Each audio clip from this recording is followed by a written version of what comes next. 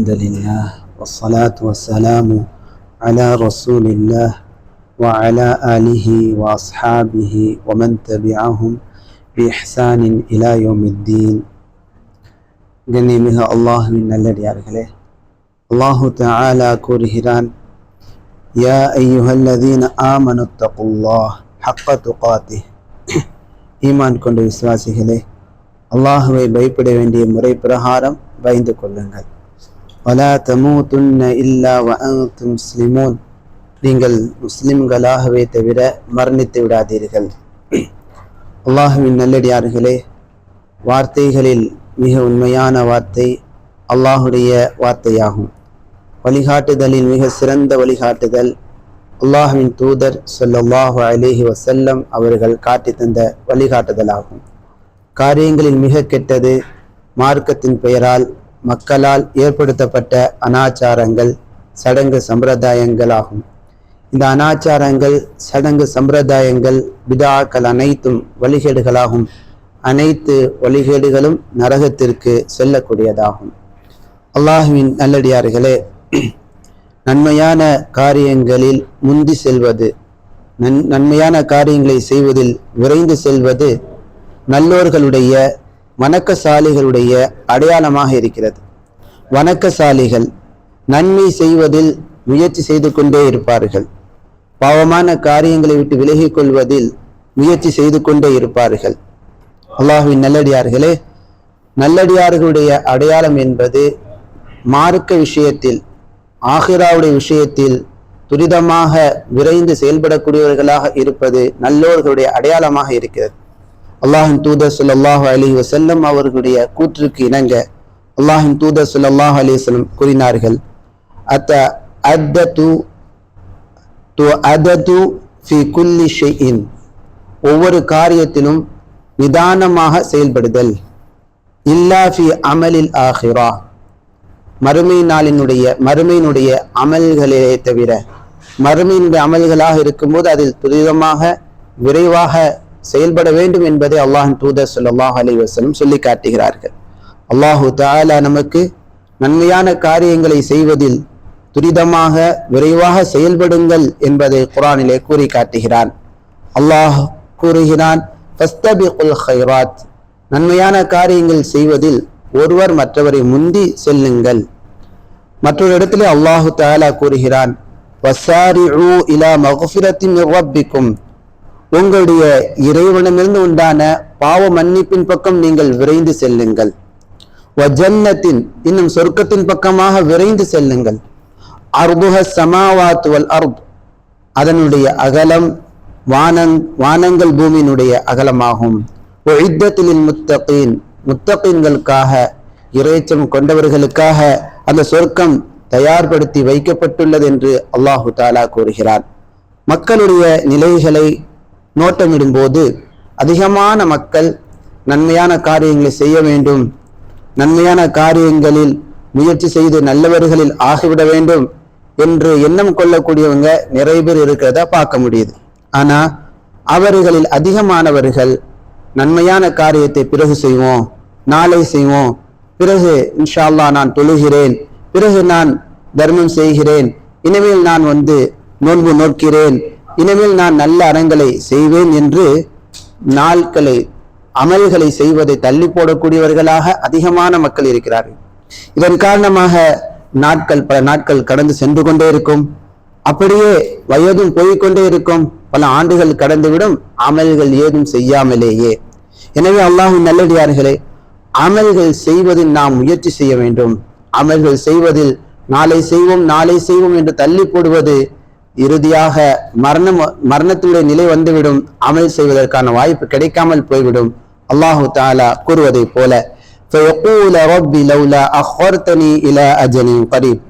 மரண தருவாயில் வணக்கங்கள் செய்யாமல் தள்ளி போட்டவர், அல்லாஹ் கொடுத்த செல்வங்களை தர்மம் செய்யாமல் நாளை செய்வோம், நாளை தர்மம் பண்ணுவோம், பிறகு தர்மம் பண்ணுவோம் என்று தள்ளி போட்டவர் மரண தருவாயில் இவ்வாறு கூறுவதை அல்லாஹு தஆலா கூறி காட்டுகிறான். ஃபயகூல், அந்த மனிதன் கூறுவான், ரப்பியின் இறைவா, லௌலா அஹ்வர்தனி இலா அஜலின் கரீப். ஒரு நெருக்கமான சிறிது காலம் எனக்கு நீ தாமதப்படுத்தினால் நான் தர்மம் செய்வேன்,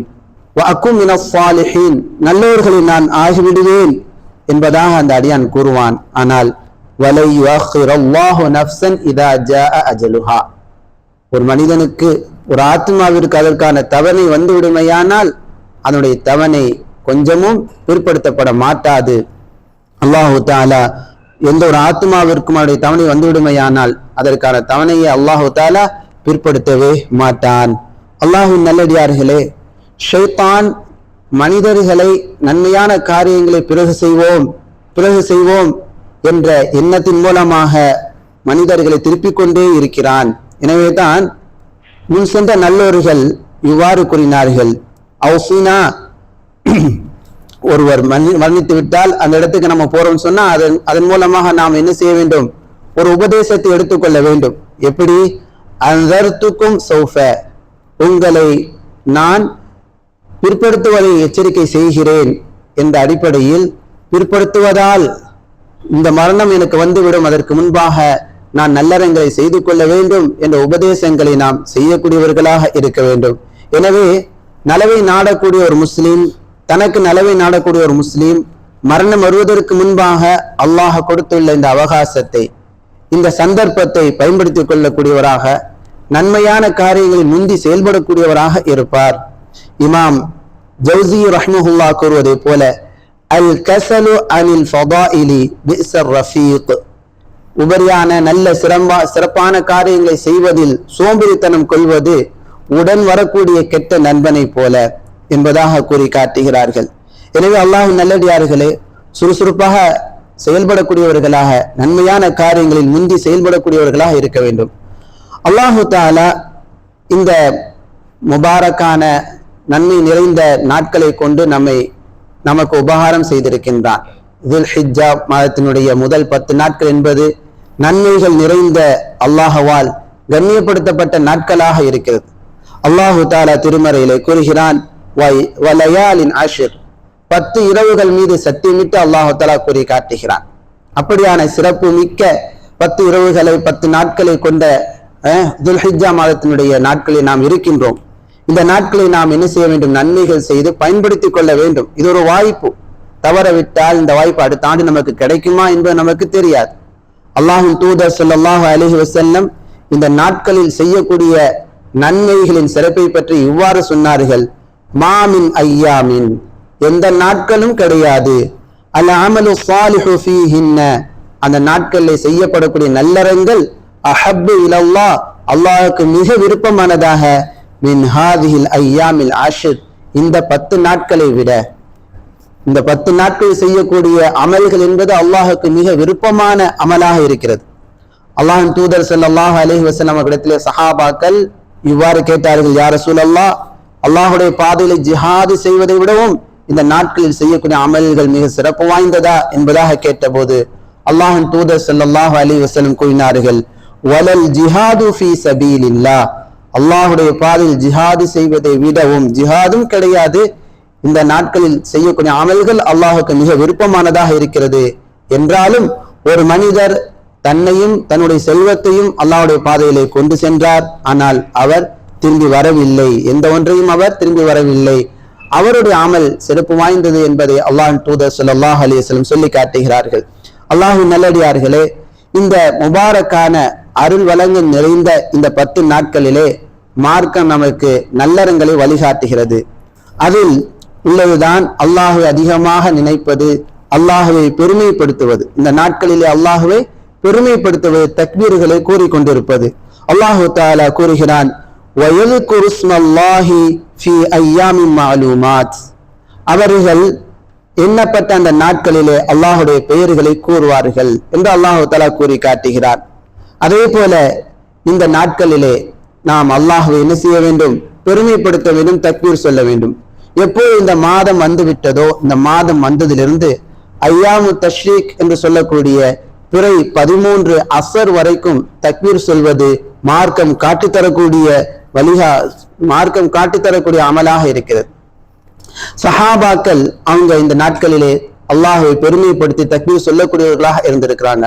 அபூ ஹுரைரா ரலியல்லாஹு அன்ஹு, அப்துல்லாஹ் இப்னு உமர் ரலியல்லாஹு அன்ஹுமா போன்ற நபி தோழர்கள் கடை வீதிகளுக்கு செல்லும் போதும் தக்பீர் சொல்லிய வண்ணம் செல்லக்கூடியவர்களாக இருந்திருக்கிறாங்க. சஹாபாக்கள் சொன்ன தக்பீர்களில் பதிவாக இருக்கக்கூடிய வாசகம் தான் அல்லாஹு அக்பர், அல்லாஹு அக்பர், அல்லாஹு அக்பர், லா இலாஹ இல்லல்லாஹ், அல்லாஹு அக்பர், அல்லாஹு அக்பர், வலில்லாஹில் ஹம்த் என்ற வாசகமாகும். இந்த மாதிரியான வாசகங்களை மனனம் செய்து தெருக்களிலே செல்லும் போது, கடை வீதிகளுக்கு செல்லும் போது நாம் சப்தமிட்டு சொல்வது இந்த நாட்களில் மார்க்கம் காட்டி தந்திருக்கக்கூடிய வணக்கமாக இருக்கிறது. அதே போல் இந்த நாட்களில் செய்யக்கூடிய வணக்கமாக இடம்பெறக்கூடிய நிலைதான் நோன்பு. ஆனால் நோன்பு வைப்பதற்கு உறுதியான ஆதாரங்கள் கிடையாது. ஆயிஷா ரலியல்லாஹு அன்ஹா அவர்கள் அறிவிக்கக்கூடிய செய்தி, மா ரஅய்து ரசூலல்லாஹி ஸல்லல்லாஹு அலைஹி வஸல்லம் ஸாயிமன் ஃபில் அஷ்ரி கத். அல்லாஹ்வின் தூதர் ஸல்லல்லாஹு அலைஹி வஸல்லம் இந்த 10 நாட்களிலே நோன்பு நோற்றதாக ஒருபோதும் நான் பார்த்ததில்லை என்பதாக ஆயிஷா ரலியல்லாஹு அன்ஹா அவர்கள் அறிவிக்கிறார்கள். ஆனால் யௌமுல் அரஃபா, அரஃபா தினத்தன்று 9வது பிறை என்று நோன்பு நோட்பதை பற்றி வரக்கூடிய மற்றொரு செய்தி, உம்மு சலமா ரலியல்லாஹு அன்ஹா அவர்கள் அறிவிக்கக்கூடிய செய்தி, சியாமி யௌமி அரஃபா, அரஃபா நாள் என்று நோட்கக்கூடிய நோன்பாகிறது. அஹ்தசிபு அலல்லாஹ், அல்லாஹ்வின் மீது நான் ஆதரவு வைக்கிறேன். ஐ யுகஃபிர சனதல்லதி கப்லஹ் வஸ்ஸனதல்லதி பஅதஹ், இந்த ஆண்டிற்கு முன்னால் உள்ள ஒரு ஆண்டும் பின்னால் வரக்கூடிய ஒரு ஆண்டினுடைய பாவம் மன்னிக்கப்படுவதற்கு நான் ஆதரவு வைக்கிறேன் என்பதாக அல்லாஹ்வின் தூதர் ஸல்லல்லாஹு அலைஹி வஸல்லம் கூறியதாக உம்மு சலமா ரலியல்லாஹு அன்ஹா அவர்கள் அறிவிக்கக்கூடிய இந்த அறிவிப்பானது தஈஃப், பலவீனமானது. ஆதாரபூர்வமான ஆயிஷா ரலியல்லாஹு அன்ஹா அவர்கள் அறிவிக்கக்கூடிய ஹதீஸ் அது மிக ஏற்றத்தகுந்த ஹதீஸ் என்பதாக முஹத்திஸீன்கள் தெளிவுபடுத்தி காட்டுகிறார்கள். அல்லாஹு அலம். அல்லாஹ்வின் நல்லடியார்களே, இந்த 10 நாட்களில் இடம்பெறக்கூடிய வணக்கங்களில் மகத்தான ஒரு வணக்கம் தான் குர்பான் என்ற வணக்கமாகும். அந்த குர்பானி கொடுக்கக்கூடிய நாள் யௌமுன் நஹர், அந்த பெருநாள் தினமாகும். பெருநாளில் தான் ஹாஜிகள் என்ன செய்வார்கள் சொன்னால், அன்று குர்பானி கொடுத்து ஹாஜிகள் அன்று கல்லெறிந்து குர்பானி கொடுத்து மொட்டை போட்டு தவாஃபை முடித்த பிறகு, சஅய் முடித்த பிறகு அவர்கள் அந்த வணக்கத்தில் விடுபடக்கூடிய நிலை ஏற்படும். அந்த நாளில் தான் பெருநாள் இருக்கிறது. அந்த நாளில் தான் குர்பானி அறுக்கக்கூடிய முதல் துவக்க நாளாக இருக்கிறது. அல்லாஹ்வின் தூதர் ஸல்லல்லாஹு அலைஹி வஸல்லம் அவர்களும் அவர்களுக்கு முன்னால் இப்ராஹிம் அலைஹிஸ்ஸலாம் அவர்களும் செய்த வணக்கமாகிய அந்த குர்பான் என்ற வணக்கம் இடம்பெறுகிறது. அல்லாஹ்வின் தூதர் ஸல்லல்லாஹு அலைஹி வஸல்லம் அவர்களை பற்றி அனஸ் ரலியல்லாஹு அன்ஹு அவர்கள் அறிவிக்கிறார்கள், அல்லாஹ்வின் தூதர் ஸல்லல்லாஹு அலைஹி வஸல்லம் அவர்கள் பஹா, குர்பானி கொடுத்தார்கள். பிகபிஷைனி அம்லஹைனி அக்ரனைனி, கொம்புகள் கொண்ட, வெள்ளை நிறமும் கருப்பு நிறமும் கலந்த நிறம் கொண்ட 2 ஆடுகளை அல்லாஹ்வின் தூதர் ஸல்லல்லாஹு அலைஹி வஸல்லம் குர்பானி கொடுத்தார்கள். ஸபஹஹுமா பியதிஹி, நபி அவர்கள் தன்னுடைய கையினால் அந்த 2 ஆடுகளையும் என்ன செய்தார்கள், அறுத்தார்கள். அறுப்பதற்கு முன்பாக வஸம்மா பிஸ்மில்லாஹ் கூறினார்கள். வகப்பர, அல்லாஹு அக்பர் என்பதாக கூறி வவதா ரிஜ்லஹு, தன்னுடைய காலை அந்த 2 ஆடினுடைய அந்த முன்பகுதியிலே வைத்து தன்னுடைய கரத்தால் நபி அவர்கள் 2 ஆடுகளை அறுத்தார்கள் என்பதாக அனஸ் ரலியல்லாஹு அன்ஹு அவர்கள் அறிவிக்கிறார்கள். எனவே அல்லாஹ்வின் நல்லடியார்களே, அல்லாஹுடைய இந்த மார்க்கம் காட்டியிருக்கக்கூடிய இந்த மாதிரியான வணக்கங்களை செய்து மார்க்கத்தின் அடையாளங்களை கண்ணியப்படுத்துவது என்பது உள்ளத்தில் இருக்கக்கூடிய தக்வாவினுடைய வெளிப்பாடாக இருக்கிறது. அல்லாஹ்வின் நல்லடியார்களே, இந்த மார்க்கத்தினுடைய அடையாளமாக இருக்கக்கூடிய இந்த வணக்கத்தை அல்லாஹுக்காக செய்ய வேண்டும், பேருக்காக புகழுக்காக செய்யக்கூடாது. வருஷம் நான் கொடுக்குறேங்க, அதனால இந்த வருஷம் கொடுக்குறேன் என்ற நோக்கத்துக்காக கொடுக்க கூடாது. எப்போதும் எங்களுடைய வளமை நாங்க குர்பானி கொடுக்கக்கூடியவங்க என்று பெருமை பேசுவதற்காக குர்பானி கொடுக்க கூடாது. அல்லாஹ்வின் நல்லடியார்களே, அல்லாஹுக்காக குர்பானி கொடுக்கக்கூடியவர்களாக இருக்க வேண்டும். பேருக்காக புகழுக்காக கொடுப்போமே ஆனால் அந்த குர்பானி மாமிசத்தினுடைய இரத்தமோ அதில் இருக்கக்கூடிய மாமிசமோ அல்லாஹ்வை அடைவது கிடையாது. நம்மிடம் இருக்கக்கூடிய தக்வா தான் அல்லாஹ்வை அடையக்கூடியதாக இருக்கிறது. அந்த வணக்கத்தில் பெருமையும் பேருக்காக புகழுக்காக செய்யக்கூடிய நிலையும் இருக்குமையானால் அந்த வணக்கத்தில் எந்த ஒரு நன்மையும் கிடையாது, அல்லாஹ்விடத்தில் எந்த ஒரு கூலியும் கிடையாது என்பதை நாம் விளங்கிக் கொள்ள வேண்டும். அல்லாஹ்வின் நல்லடியார்களே, யார் குர்பானி கொடுக்க விரும்புகிறாரோ, நான் குர்பானி கொடுக்க வேண்டும் என்று விரும்புகிறாரோ, குர்பானி கொடுப்பதனுடைய சட்டங்களை அறிந்து கொள்வது அவர் மீது அவசியமாகும். அல்லாஹுடைய மார்க்கம் எவ்வாறு இந்த வணக்கத்தை செய்ய வேண்டும் என்று கற்றுத்தருகிறதோ அந்த ஒழுக்கங்களை, அந்த முறைகளை கற்றுக்கொள்வது அவசியமாகும். அல்லாஹ்வின் நல்லடியார்களே, அல்லாஹு தஆலா திருமலை கூறி காட்டுகிறான், ஃபஸ்அலு அஹ்ல ذிக்ரி இன் குன்தும் லா தஅலமூன். நீங்கள் அறியாதவர்களாக இருந்தால் அறிந்தவர்களும் கேட்டு நீங்கள் தெளிவுபெற்றுக் கொள்ளுங்கள் என்பதாக அல்லாஹு தஆலா கூறி காட்டுகிறான். அந்த அடிப்படையில் இந்த வணக்கத்தை செய்வதற்கு முன்பாக இந்த வணக்கத்தை பற்றியான சட்டங்களை நாம் தெரிந்து கொள்ள வேண்டும். அல்லாஹ்வின் நல்லடியார்களே, இந்த குர்பானி என்ற இந்த வணக்கமாகிறது நாம் சாப்பிடக்கூடிய கால்நடைகளான ஒட்டகம், மாடு, ஆடு இவற்றில் தான் கொடுக்க முடியும். ஒரு ஆடாகிறது ஒரு மனிதர் தனக்காகவும் தன்னுடைய குடும்பத்தாருக்காகவும் தன் வீட்டில் இருக்கக்கூடிய அந்த குடும்பத்தாருக்காகவும் கொடுப்பது அவருக்கு போதுமானதாகும். ஒரு மாடு அல்லது ஒரு ஒட்டகத்தில் 7 குடும்பத்தார்கள் 7 வீட்டார்கள் என்ன செய்து கொள்ளலாம், பங்கெடுத்துக் கொள்ளலாம். அது அவர்களுக்கு போதுமாகும். அல்லாஹ்வின் நல்லடியார்களே, குர்பானி கொடுக்கப்படும் பிராணி என்பது அது நோய் இல்லாததாக நல்ல ஆரோக்கியமானதாக இருக்க வேண்டும். அல்லாஹ்வின் தூதர் ஸல்லல்லாஹு அலைஹி வஸல்லம் கூறினார்கள், லா யஜூஸு மினல் தஹாயா, குர்பானி பிராணிகளில் குர்பானி கொடுப்பது கூடாது. அல் அவுரா, கண் குருடாக இருக்கக்கூடிய ஆடுகளை குர்பானி கொடுப்பது கூடாது. அதே போல நுண்டியாக இருக்கக்கூடிய ஆடுகளை குர்பானி கொடுப்பது கூடாது. அதே போல மெலிந்து ரொம்பவும் நோயாக இருக்கக்கூடிய ஆடுகளை குர்பானி கொடுப்பது கூடாது என்பதாக அல்லாஹ்வின் தூதர் ஸல்லல்லாஹு அலைஹி வஸல்லம் கூறி காட்டுகிறார்கள். எனவே அல்லாஹ்வின் நல்லடியார்களே, குர்பானி கொடுக்கக்கூடிய பிராணியை நல்ல பிராணியாக நாம் என்ன செய்ய வேண்டும், தேர்வு செய்ய வேண்டும். நாம் கொடுக்கக்கூடிய இந்த வணக்கத்தை, நாம் செய்யக்கூடிய இந்த வணக்கத்தை சிறப்பாக செய்ய வேண்டும். அது உள்ளத்தில் இருக்கக்கூடிய தக்வாவினுடைய வெளிப்பாடாக இருக்கிறது.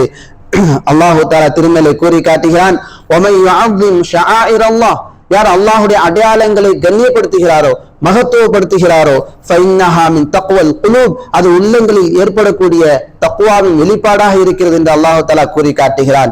எனவே நாம் கொடுக்கக்கூடிய பிராணியை நல்லா கொண்டு இருக்கக்கூடிய நல்ல பிராணியாக கொடுக்க வேண்டும். இப்னு அப்பாஸ் ரலியல்லாஹு அன்ஹு அவர்கள் கூறுகிறார்கள், அல்லாஹ்வுடைய இந்த அடையாளத்தை மகத்துவப்படுத்தக்கூடிய கண்ணியப்படுத்தக்கூடிய நிலையில் உள்ளதுதான் நாம் கொடுக்கக்கூடிய பிராணியை அழகான முறையில் கொடுப்பது, அதை கண்ணியப்படுத்துவது, அழகான முறையில் நல்ல கொழுகல் இருக்கக்கூடிய பிராணியை குர்பானியாக கொடுப்பது என்பதாக சொல்லி காட்டுகிறார்கள்.